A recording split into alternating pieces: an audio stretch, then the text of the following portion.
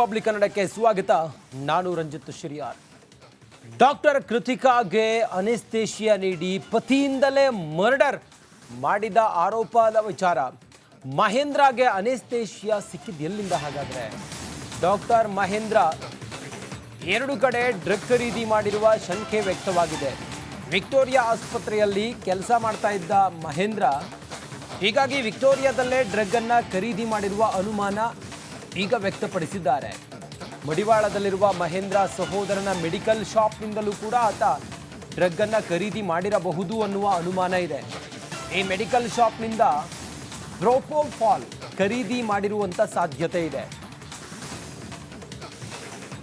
ಅನೆಸ್ಥೇಷಿಯಾವನ್ನ ತನ್ನ ಮಡದಿ ಕೃತಿಕಾಗೆ ನೀಡಿ ಆಕೆಯನ್ನ ಮಹೇಂದ್ರ ರೆಡ್ಡಿ ಕೊಲೆ ಮಾಡಿದ್ದ ಅನ್ನುವಂಥ ಗಂಭೀರ ಆರೋಪವನ್ನ ಕೃತಿಕಾ ಮನೆಯವರು ಹೊರಿಸಿದ್ದಾರೆ.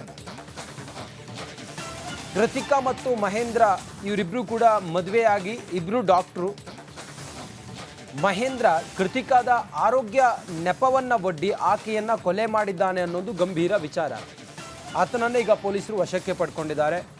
ಹೆಚ್ಚುವರಿಯಾಗಿ ಅನೆಸ್ಥೇಷಿಯಾವನ್ನ ಕೃತಿಕಾಗೆ ನೀಡಿ ಕೃತಿಕಾಳನ್ನ ಕೊಲೆ ಮಾಡಿದ್ದಾನೆ ಮಹೇಂದ್ರ ರೆಡ್ಡಿ ಅನ್ನುವಂಥ ಆರೋಪವನ್ನ ಅವರ ಮನೆಯವರು, ಅವರ ಫ್ಯಾಮಿಲಿಯವರು ಎಲ್ಲರೂ ಮಾಡ್ತಾ ಇದ್ದಾರೆ.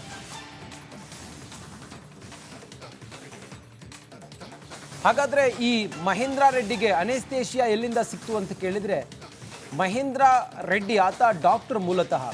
ಆತನಿಗೆ ಅನೆಸ್ಥೇಷಿಯಾವನ್ನ ಖರೀದಿ ಮಾಡೋದೇನೋ ದೊಡ್ಡ ವಿಚಾರ ಆಗಿರಲಿಲ್ಲ. ಪತಿಯಿಂದಲೇ ಕೃತಿಕಾ ಮರ್ಡರ್ ಆಗಿದ್ದಾಳೆ ಅನ್ನೋದು ಯಾವಾಗ FSL ರಿಪೋರ್ಟ್ ಬಂತು, ಆ ರಿಪೋರ್ಟ್ನಲ್ಲಿ ಕೃತಿಕಾಗೆ ಅನೆಸ್ಥೇಷಿಯಾ ಹೆಚ್ಚಿನ ಡೋಸನ್ನು ಕೊಟ್ಟ ಕಾರಣ ಆಕೆ ಮೃತಪಟ್ಲು ಅನ್ನುವಂಥ ವಿಚಾರ ಗೊತ್ತಾಗುತ್ತೆ. ಇದಕ್ಕೆ ಕಾರಣ ಯಾರು ಅಂಥೇಳಿ ನೋಡಿದಾಗ ಈ ಮಹೇಂದ್ರ ರೆಡ್ಡಿಯೇ ಅನ್ನೋದ್ರ ಬಗ್ಗೆ ಅನುಮಾನ ಇದೆ. ಅವರ ತಂದೆ, ಅವರ ಫ್ಯಾಮಿಲಿಯವರೆಲ್ಲರೂ ಕೂಡ ಈ ಆರೋಪ ಮಾಡ್ತಾ ಇದ್ದಾರೆ. ಈಗ ಅವರ ಕೃತಿಕಾ ಅವರ ತಂದೆ ಮುನಿರೆಡ್ಡಿಯವರು ನಮ್ಮ ಜೊತೆಯಲ್ಲಿ ಸಂಪರ್ಕದಲ್ಲಿದ್ದಾರೆ. ಸರ್ ನಮಸ್ಕಾರ. ಬಹಳ ದುಃಖದ ವಿಚಾರ ಮುನಿರೆಡ್ಡಿಯವರೇ ಇದು. ನಾವು ನಿಮ್ಮನ್ನು ಈ ಸಮಯದಲ್ಲಿ ಮಾತಾಡಿಸ್ತಿದ್ದೀವಿ. ಆ್ಯಕ್ಚುಲಿ ಈ ಮಹೇಂದ್ರ ರೆಡ್ಡಿ ಆತನ ಮೇಲೆ ಅನುಮಾನ ಬರೋದಕ್ಕೆ ಏನು ಕಾರಣ ಮುನಿರೆಡ್ಡಿಯವರು?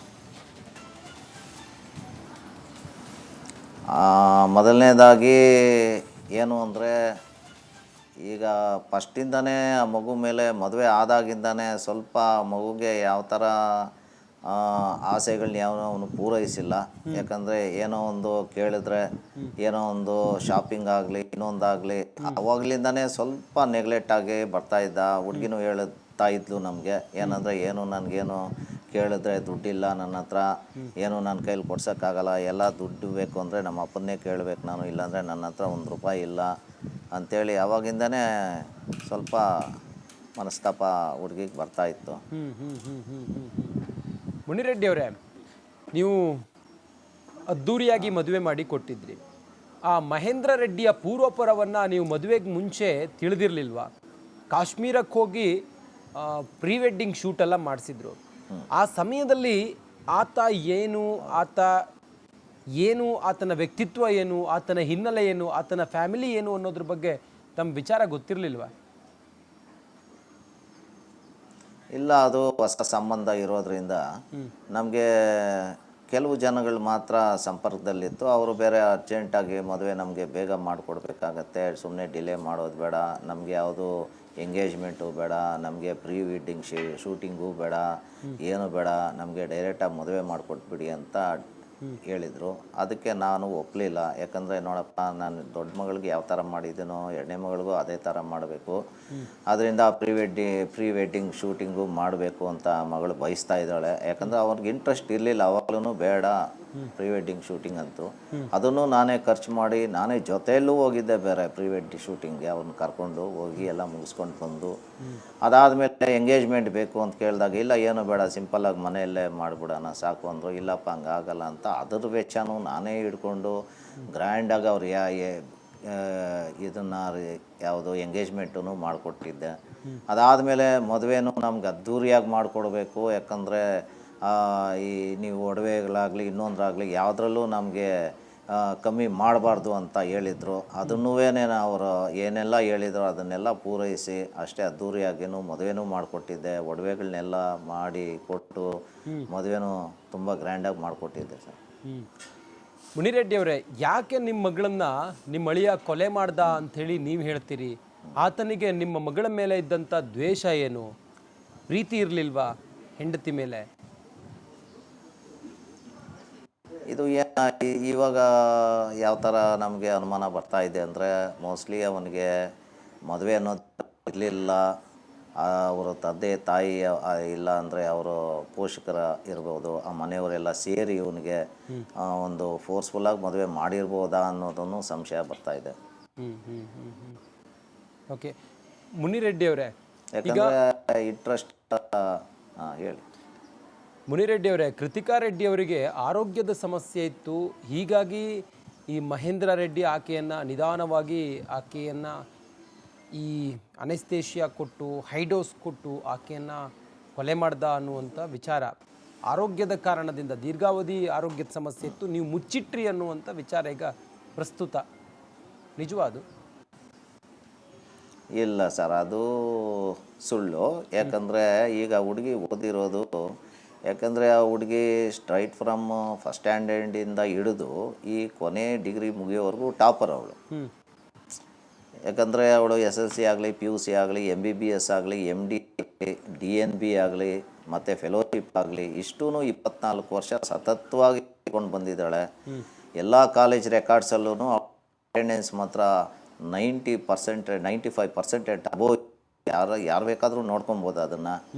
ಸೊ ಆರೋಗ್ಯ ಸಮಸ್ಯೆ ಅನ್ನೋದು ಆ ಹುಡುಗಿಗೆ ಇಲ್ಲಿದ್ದಂಗೆ ಯಾವುದೇ ಸಮಸ್ಯೆ ಇರಲಿಲ್ಲ.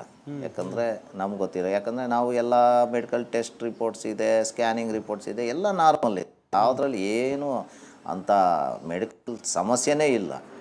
ಈ ಗ್ಯಾಸ್ಟ್ರೈಟಿಸ್ ಅನ್ನೋದು ಏನಕ್ಕೆ ಅಂದರೆ, ಅವಳು ಈ ಕ್ಲಿನಿಕ್ ಮಾಡಬೇಕಂತ ಇದ್ವಿ, ಓದೋದು ಇರುತ್ತೆ, day and night hospital works ಇರುತ್ತೆ. ಓದೋ BS ಆಗಲಿ MD ಆಗಲಿ ಅಷ್ಟು ಸುಲಭ ಅಲ್ಲ, ರಾತ್ರಿ ಹಗಲು ಓದಬೇಕು. ಅದರಿಂದ ಸ್ವಲ್ಪ ಊಟ ಮಾಡೋದು ಹೆಚ್ಚು ಕಮ್ಮಿ ಇರೋದ್ರಿಂದ ಸರ್ವಸಾಮಾನ್ಯವಾಗಿ ಎಲ್ಲರಿಗೂ ಬರುವಂಥ ಗ್ಯಾಸ್ಟ್ರೈಟಿಸ್ ಸಮಸ್ಯೆ ಬಂದೇ ಬರುತ್ತೆ. ಅದಕ್ಕೊಂದು ಟ್ಯಾಬ್ಲೆಟ್ ತಗೊಂಡ್ರೆ ಸರೋಗ್ಬೋದು ಅಷ್ಟೇ ಹೊರ್ತು, ಈಗ ಕಾಲಿಗೆ ಕ್ಯಾನ್ಯುಲಾ ಕೊಟ್ಟು ಅದರಲ್ಲಿ IV ನಿನಗೆ ಗ್ಯಾಸ್ಟ್ರೈಟಿಸ್ ಮೆಡಿಸನ್ ಹಾಕಬೇಕು ಅನ್ನೋದೇನು ಬರಲ್ವಲ್ಲ ಅಂತ ಅದರಲ್ಲಿ ಸಂಶಯ ಬರುತ್ತೆ ಸರ್. ಈಗ ನಿಮ್ಮ ಮಗಳಿಗೆ ಈ ಅನೆಸ್ಥೇಷಿಯಾ ಕೊಟ್ಟು ಅದು ಮಾರಣಾಂತಿಕವಾಗಿ ಪರಿಣಮಿಸುತ್ತೆ ಅನ್ನೋದಾದರೆ ನೋಡಿ, ಆಕೆ ಕೂಡ ಒಬ್ಬಳು ಡಾಕ್ಟ್ರು, ಆಕೆಗೂ ಕೂಡ ಅದ್ರ ಬಗ್ಗೆ ಅರಿವಿದೆ. ಹೀಗಿರುವಾಗ ಹೇಗೆ ಸಾಧ್ಯ ಆಯ್ತಿದು? ಆತ ಹಿಂಗೆ ಮಾಡಿದ್ದ ಅಂಥೇಳಿ ಅಥವಾ ತನ್ನನ್ನು ಕೊಲ್ಲೋದಕ್ಕೆ ಈ ರೀತಿ ಪ್ಲ್ಯಾನ್ ಮಾಡ್ತಿದ್ದಾನೆ ಅನ್ನೋದ್ರ ಬಗ್ಗೆ ಒಂದು ಸೂಕ್ಷ್ಮತೆಯು ಆಕೆಗೆ ಗೊತ್ತಾಗಲಿಲ್ವಾ? ಮತ್ತು ಆಕೆಗೆ ಆತ ಏನಾದರೂ ಟಾರ್ಚರ್ ಕೊಡ್ತಿರೋದ್ರ ಬಗ್ಗೆ ಅಥವಾ ಏನಾದರೂ ಹಿಂಸೆ ಆಗ್ತಿರೋದ್ರ ಬಗ್ಗೆ, ಆತನ ಮನೆಯಿಂದ ಈಕೆಗೆ ಹಿಂಸೆ ಆಗ್ತಿರೋದ್ರ ಬಗ್ಗೆ ಪೋಷಕರು ತಾವು ತಮ್ಮ ಬಳಿ ಏನಾದರೂ ಹೇಳ್ಕೊಂಡಿದ್ರಾ? ಆಕೆಯ ಅಕ್ಕನ ಬಳಿ ಏನಾದರೂ ಹೇಳ್ಕೊಂಡಿದ್ರಾ? ಆ ರೀತಿ ಅನುಮಾನ ನಿಮ್ಗೆ ಏನಾದರೂ ಇತ್ತಾ? ಇಲ್ಲ, ಇದೇನಾಗಿದೆ ಅಂದರೆ, ಘಟನಾವಳಿ ಹೇಳಬೇಕಾದ್ರೆ 21ನೇ ತಾರೀಕು ಅಲ್ಲೇ ಗ್ಯಾಸ್ಟ್ರಿಕ್ಕು ಸ್ವಲ್ಪ ನನಗೆ ಅಂದರೆ ಊಟ ಸರಿಯಾಗಿ ಟೈಮ್ ಮಾಡಿಲ್ಲ ಅಂದರೆ ಸರ್ವಸಾಮಾನ್ಯ ಗ್ಯಾಸ್ಟ್ರಿಕ್ ಟ್ರಬಲ್ ಬರುತ್ತೆ. ಅವಾಗ ಏನು ಮಾಡ್ತಾನೆ, ಆ ಹುಡುಗಿ ಹೇಳ್ಕೊಂಡಿರೋದ್ರಿಂದ ಅಲ್ಲೇ ಕಾಲಿಗೆ ಕ್ಯಾನ್ಯುಲಾ ಹಾಕಿ, ಅವರು ಸ್ವಂತ ಮನೆಯಲ್ಲಿ ಕ್ಯಾನ್ಯುಲಾ ಹಾಕಿ ಅಲ್ಲೇ ಒಂದು IV ಡ್ರಿಪ್ಸು 21ನೇ ತಾರೀಕು ರಾತ್ರಿ ಹಾಕ್ಬಿಟ್ಟು 22ನೇ ತಾರೀಕು ಬೆಳಗ್ಗೆ ನಮ್ಮ ಮನೆಗೆ ಕರ್ಕೊಂಬಂದು ಬಿಟ್ಟಿರ್ತಾನೆ. ಅಲ್ಲಿಂದ ಅವ್ನು ಕೆಲ್ಸಕ್ಕೆ ಹೊಟ್ಟೋಗಿರ್ತಾನೆ. ಈ ಮಾಮೂಲಿ ಹುಡುಗಿ ಚೆನ್ನಾಗಿ ತಿನ್ಕೊಂಡು 3 ಹೊತ್ತೂ ಈ ಕ್ಲಿನಿಕ್ ಬೇರೆ ಓಪನ್ ಮಾಡಬೇಕಾಯಿತು. ಆ ಕೆಲಸಗಳು ತುಂಬ ಇತ್ತು, ಓಡಾಡೋದು, ಸರ್ಟಿಫಿಕೇಟ್ಗಳು, ಲೈಸೆನ್ಸ್ಗಳು ತಗೊಳ್ಳೋದು ಎಲ್ಲ ಇತ್ತು ಸಮಸ್ಯೆಗಳು. ಅದೆಲ್ಲ ಕ್ಲೀನಾಗಿ ಮಾಡಿಕೊಂಡು ಸಾಯಂಕಾಲ ತನಕ ಇತ್ತು. ಅವೆಲ್ಲ ರಾತ್ರಿ ಬರ್ತಾನೆ, ರಾತ್ರಿ ಬಂದು 9 ಗಂಟೆಗೆ ಬರ್ತಾನೆ. ಪುನಃ ಮತ್ತೆ ರಾತ್ರಿ ಹೊತ್ತೇ IV ಹಾಕ್ತಾಯಿದ್ದ ಅವನು. ಇದು ಹಾಕ್ಕೊಬೇಕು ನೀನು, ಇಲ್ಲಾಂದರೆ ಗ್ಯಾಸ್ಟ್ರಿಕ್ ಸಮಸ್ಯೆ ಹೋಗಲ್ಲ, ನಾನು ಗ್ಯಾಸ್ಟ್ರೈಟಿಸು ಓದಿದ್ದೀನಿ, ನನಗೆಲ್ಲ ಚೆನ್ನಾಗಿ ಗೊತ್ತು, ನನ್ನ ಮಾತು ಕೇಳು, ನೀನು ಟ್ರೀಟ್ಮೆಂಟ್ ತಗೋ, ನಾನು ಹೇಳ್ದಂಗೆ ನೀನು ಕೇಳು ಅಂತೇಳಿ ಇನ್ಸಿಸ್ಟ್ ಮಾಡಿ ಅವನು ಕನ್ವಿನ್ಸ್ ಮಾಡಿರ್ತಾನೆ. 23ನೇ ತಾರೀಕು ಮಧ್ಯಾಹ್ನ ಏನಾಗುತ್ತೆ, ಇದು ನನಗೆ ತುಂಬ ಕಾಲು ನೋಯ್ತಾ ಇದೆ, ಕ್ಯಾನುಲಾ ಇರೋದ್ರಿಂದ ಅದರಿಂದ ನನಗೆ ವಾಮಿಟಿಂಗ್ ಸೆನ್ಸೇಷನು ಬರ್ತಾಯಿದೆ, ತುಂಬ ನೋವು ಅಂದರೆ ಅನ್ಬೇರಬಲ್ ಪೇಯ್ನ್ ಇದೆ ನನಗೆ, ದಯವಿಟ್ಟು ನಾನು ತೆಗೆದುಬಿಡ್ತೀನಿ ಅಂತ ಮೆಸೇಜ್ ಮಾಡ್ತಾಳೆ. ಅವನು ಹಾಸ್ಪಿಟ್ಲಲ್ಲಿ ಕೆಲಸ ಮಾಡ್ತಾಯಿರ್ತಾನೆ. ಅವಾಗ ಇಲ್ಲ ಇವತ್ತೊಂದು ದಿವಸ ಲಾಸ್ಟ್ ಡೋಸ್ ಹಾಕ್ತೀನಿ, ಈ ಲಾಸ್ಟ್ ಡೋಸ್ ಹಾಕಿದ ಮೇಲೆ ಕ್ಯಾನುಲ ತೆಗೆದು ಬಿಡ್ತೀನಿ, ಆಮೇಲೆ ನಿಂಗೆ ಯಾವಾಗಲೂ ಪೇಯ್ನೇ ಬರಲ್ಲ ಅಂತೇಳಿ ಮೆಸೇಜು ಹಾಕಿದ್ದಾನೆ. ಆವತ್ತಿನ ದಿವಸ ನಾನು ಹೇಳಿದ್ದೀನಿ ತೆಗೆದುಬಿಡಮ್ಮ ಕ್ಯಾನುಲ ಬೇಡ ಅಂತ. ಇಲ್ಲ ಮಹೇಂದ್ರ ರೆಡ್ಡಿ ಹೇಳಿದ್ದಾನೆ, ಇನ್ಸಿಸ್ಟ್ ಮಾಡಿದ್ದಾನೆ ಇವತ್ತು ಲಾಸ್ಟ್ ಡೋಸ್ ಹಾಕ್ತೀನಿ ಅಂತ. ಇವತ್ತು ಹಾಕ್ಬಿಟ್ಟು ತೆಗೆದುಬಿಡ್ತಾನಂತೆ. ಹೋಗಲಿ ಒಂದು ಲಾಸ್ಟ್ ಡೋಸ್ ತೊಗೊಂಬಿಡ್ತೀನಿ ಅಂತ ಪಾಪ ಅವಳಿಗೆ ಹಿಂಗೆ ಕನ್ವಿನ್ಸ್ ಮಾಡಿಬಿಟ್ಟಿದೆ ನಾವು. ಇಲ್ಲ ಓಕೆ. ಅವತ್ತು ರಾತ್ರಿ ಏನಾಯಿತು ಅಂದರೆ ರಾತ್ರಿ 9 ಗಂಟೆಗೆ ಅವನಿಗೆ ಮನೆಗೆ ಬರ್ತಾನೆ ರಾತ್ರಿ. ಈ ಹುಡುಗಿ 8:30ಗೆ ಎಲ್ಲ ನಾನು ಎಲ್ಲ ಡೈನಿಂಗು ಅಂದರೆ ಡಿನ್ನರ್ ಮಾಡ್ತೀವಿ. ಅದೇ ಸಮಯಕ್ಕೆ ಅವನು ಬರ್ತಾನೆ. ಏನಪ್ಪ ನೀನು ಬಂದು ಊಟ ಮಾಡ್ಬಾ ಅಂತ ಕೇಳ್ತೀವಿ. ಇಲ್ಲ ನಮ್ಮ ಮನೆಯಿಂದ ಬರ್ತಾಯಿದ್ದೀನಿ, ಅಲ್ಲೇ ಊಟ ಮಾಡ್ಕೊಂಡು ಬಂದಿದ್ದೀನಿ ಅಂತ ಸೀದಾ ಮೇಲೆ ಫಸ್ಟ್ ಫ್ಲೋರಲ್ಲಿ ಬೆಡ್ರೂಮ್ ಇದೆ, ಅಲ್ಲಿಗೆ ಹೊರ್ಟೋಗ್ತಾನೆ. ಅಲ್ಲಿ ಹೋದ್ಮೇಲೆ ಈ ಮಗುನೂ ಎಲ್ಲ ಊಟ ಎಲ್ಲ ಮಾಡಿಕೊಂಡು ನಮ್ಮ ಮನೇನೂ ನಾಯಿ ಇದೆ, ಅದಕ್ಕೂ ಊಟ ಉಪಚಾರ ಎಲ್ಲ ಕೊಟ್ಬಿಟ್ಟು ಆರಾಮಾಗಿ ಕುಂಟ್ಕೊಳ್ತಾ ಮೇಲೆ ಹೋಗ್ತಾಳೆ, ಬೆಡ್ರೂಮ್ಗೆ ಹೋಗ್ತಾಳೆ. ಹೋದ್ಮೇಲೆ ಅಷ್ಟೇ ಇನ್ನು ಬೆಳಗ್ಗೆನೇ ನಾವು ಇನ್ನು ಅವಳನ್ನ ಇಲ್ಲ ಅಂತ ಗೊತ್ತಾಗಿದ್ದು ನಮ್ಗೆ. 24ನೇ ತಾರೀಕು ಬೆಳಗ್ಗೆ 7:15 ಏನು ಮಾಡ್ತಾನೆ, ಮೇಲಿಂದ ಕಿರ್ಸ್ಕೊತಾನೆ, ಅಮ್ಮ ಮಗು ಎದ್ದೋಳ್ತಾ ಇಲ್ಲ ಬೇಗ ಬನ್ನಿ ಅಂತ. ಅವಾಗ ನಮ್ಮ ಮಿಸ್ಸಸ್ ಓಡೋಗ್ತಾರೆ ಮೇಲೆ. ಓಡೋಗಿ ನೋಡಿದಾಗ ಆ ಬಾಡಿ ಎಲ್ಲ ಕೋಲ್ಡ್ ಆಗೋಗಿರ್ತದೆ, ಏನು ಸ್ಪರ್ಶ ಏನು ಇರಲ್ಲ.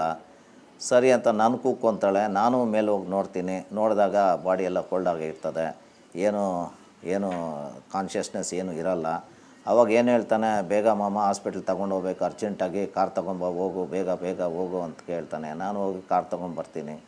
ಬಂದಾಗ ಇಬ್ಬರು ಸೇರಿ ಕಾವೇರಿ ಹಾಸ್ಪಿಟ್ಲ್, ನಮ್ಮ ಮನೆ ಪಕ್ಕದಲ್ಲಿರೋ ಹಾಸ್ಪಿಟ್ಲಿಗೆ ಸೇರಿಸ್ತೀವಿ. ಅಲ್ಲಿ ಅವರು ಎಲ್ಲನೂ ಪ್ಯಾರಾಮೀಟರ್ಸ್ ಎಲ್ಲ ಚೆಕ್ ಮಾಡಿದಾಗ, ಇಲ್ಲಪ್ಪ ಇದು ಯಾವಾಗಲೂ ಸತ್ತೋಗ್ಬಿಟ್ಟೈತೆ, ತುಂಬ ಹೊತ್ತಾಗಿದೆ, ಆಲ್ರೆಡಿ ಬ್ರಾಡ್ ಡೆಡ್ ಇದೆ ಅಂತೇಳಿ ಅವ್ರು ಡಿಕ್ಲೇರ್ ಮಾಡಿ ಬರ್ಕೊಡ್ತಾರೆ. ಓಕೆ. ಮುನಿರೆಡ್ಡಿ ಅವರೇ, ಅವರಿಬ್ಬರು ಸೊ ನಾನು ಆ ಹುಡ್ಗನ ಕೇಳ್ತೀನಿ, ಏನಪ್ಪ ಆಯಿತು ರಾತ್ರಿ ಎಲ್ಲ ನಿನ್ನ ಏನಾಯಿತು, ಯಾವ ಥರ ಏನಾಯಿತು ಅಂತ ಕೇಳಿದಾಗ ನನಗೆ ಕೊಟ್ಟಿರೋ ಮಾಹಿತಿ ಆ ಹುಡುಗ, ನಾನು 9:30ಗೆ ಮೇಲೆ ಹೋದ್ವಿ. ಆಮೇಲೆ 9:30ಯಿಂದ 12 ಗಂಟೆ ತನಕ ನಾವು ನೆಟ್ಫ್ಲಿಕ್ಸ್ ಸಿನಿಮಾ ನೋಡ್ಕೊಂಡಿದ್ವಿ, ಇಬ್ಬರೂ ಮಾತಾಡಿಕೊಂಡು ಸಿನಿಮಾ ನೋಡ್ಕೊಂಡಿದ್ವಿ. 12 ಗಂಟೆ ಮೇಲೆ ನಾನು IV ಹಾಕಿದೆ. IV ಹಾಕಿ 4:15ಗೆ IV ಮುಗಿಯುತ್ತೆ. 4:15 ಮುಗಿದಾಗ ಕ್ಯಾನುಲ ತೆಗೆದುಬಿಡು ಅಂತ ಕೇಳ್ತಾಳೆ. ಇಲ್ಲ ಈಗ ತೆಗೆದ್ರೆ ಇನ್ನೂ ನೋವು ತುಂಬ ಆಗುತ್ತೆ, ನೀವು ಮಲ್ಕೊಂಬಿಡಿ, ಈಗ ಬೆಳಗ್ಗೆ ನಾನು ತೆಗಿತೀನಿ ಅಂತ ಹೇಳ್ತಿರ್ತೀನಿ. ಆವಾಗ ಅವಳು ಮಲ್ಕೊತಾಳೆ, ನಾನು ಮಲ್ಕೊತೀನಿ ಮಮ್ಮ. ಬೆಳಗ್ಗೆ ಎದ್ದೋಳ್ತೀನಿ, ಮಗು ಎದ್ದೋಳಲ್ಲ. ಆವಾಗ ನಾನು ಗಾಬರಿಯಾಗಿ ನಿಮ್ಮನ್ನು ಕರೆದೆ ಅಂತ ಇಷ್ಟು ಮಾಹಿತಿ ನಾನು ಕೊಟ್ಟಿದ್ದೆ. ದುರಂತ ಸರ್ ಇದು ಪಾಪ. ನೀವು ಆಕೆ ಮೇಲೆ ದುರಂತ, ಯಾಕಂದರೆ ಈಗ ಗ್ಲೂಕೋಸ್ ಕೊಡೋನಾಗಲಿ ಇಲ್ಲ IV ಮೆಡಿಸಿನ್ ಕೊಡೋನಾಗಲಿ ರಾತ್ರಿ 12 ಗಂಟೆ ಕಾಯುವಂಥದ್ದು ಏನೂ ಇಲ್ಲ. ಅಲ್ಲೊಂದು ಸಂಶಯ ಬರುತ್ತೆ. ಅವಳು ಫುಲ್ಲು ನಿದ್ದೆ ಓದೋ ಸಮಯದಲ್ಲಿ ಈ ಥರ ಕೃತ್ಯ ಮಾಡಿರಬೇಕು ಅಂತ ನನಗೆ ಸಂಶಯ ಬರ್ತಾಯಿದೆ. ಖಂಡಿತ ಕಾನೂನಿನ ಪ್ರಕಾರ ಅಲ್ಲಿ ಆತ ಕೊಲೆ ಮಾಡಿದ್ದ ಅನ್ನೋದಾದರೆ ಶಿಕ್ಷೆ ಆಗಲಿ ಸರ್. ಥ್ಯಾಂಕ್ ಯು ನಮ್ಮ ಜೊತೆಲಿ ತಾವು ಇಷ್ಟೊತ್ತು ಮಾತಾಡಿದ್ದಕ್ಕೆ.